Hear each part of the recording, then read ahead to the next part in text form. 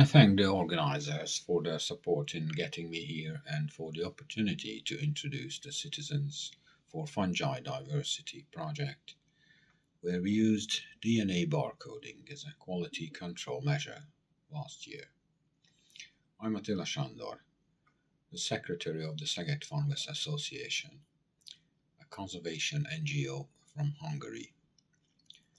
Unfortunately, we have not yet received DNA barcode results from the lab, so I cannot draw conclusions on that part of that project, as I hoped when I submitted my abstract. However, this project has many other conclusions to share. Citizens are already engaged. I would like to show that. I would like to show special attributes of our project. A short reminder of what citizen science is before I show misconceptions and the best practices. Citizens are already engaged in conservation. We can list so many sad facts and disappointing numbers about the conservation that citizens are aware of. Quarter of the mammals, 1/3 of the coral reefs, and almost half of the amphibians are in danger, according to an IUCN report. International organizations and academic science could not even reduce the steepness of the curve of biodiversity decline. There are more than 2 million fungi species, but it will take a millennium to describe them at the current rate of 2,000 per year. Less than 10% of fungi red list assessment goal was reached by the end of last year. We know very little about the extinction risk that fungal species face. There are no macrofungi in European Union Natura 2000 program. Why? There is no good reason for that. In Hungary, the number of publicly available records of macrofungi is 2 orders of magnitude lower than in the neighboring Austria. So citizens take control. Citizens for Fungi Diversity project was initiated by citizens, members of the community who feel the responsibility to preserve fungi diversity for future generations, not for impact factors, but for real impact. We realized early that we can do more than collecting data. We can build a growing capacity that will do the job. It is not a citizen science project per se, but a supporting project that supports citizen science activities related to fungal diversity.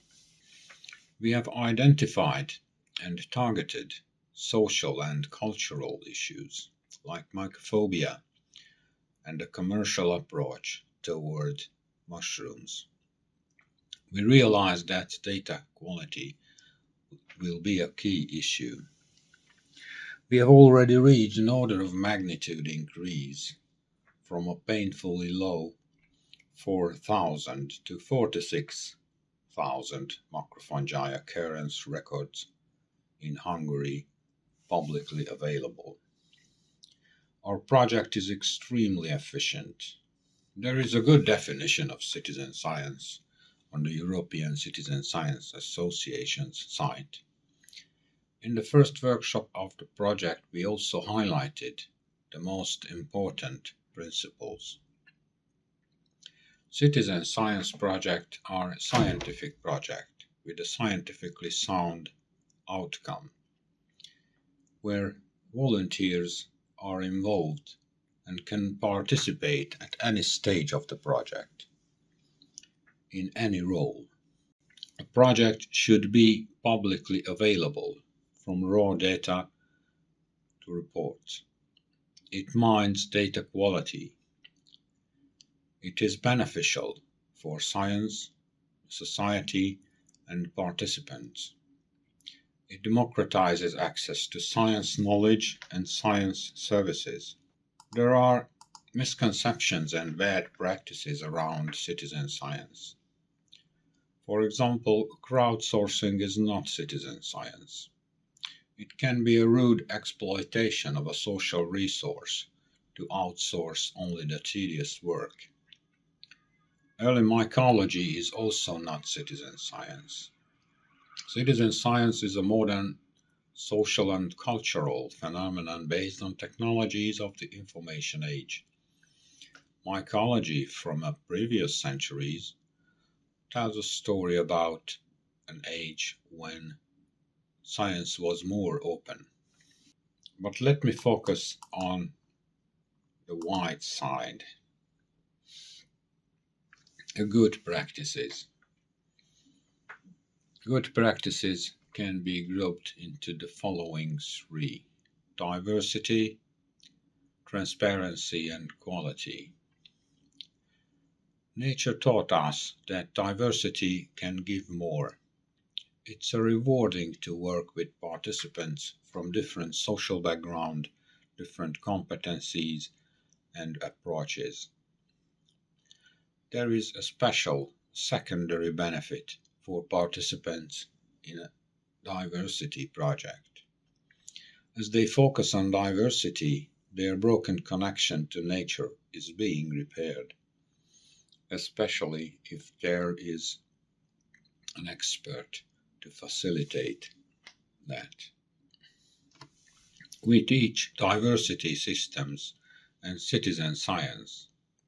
Diversity systems are the systems, databases, infrastructures, and institutions that facilitate understanding of biodiversity. We added this class to our field mycology curriculum. Our students cannot get their credits without sharing mushroom observations in a diversity system, practically in iNaturalist.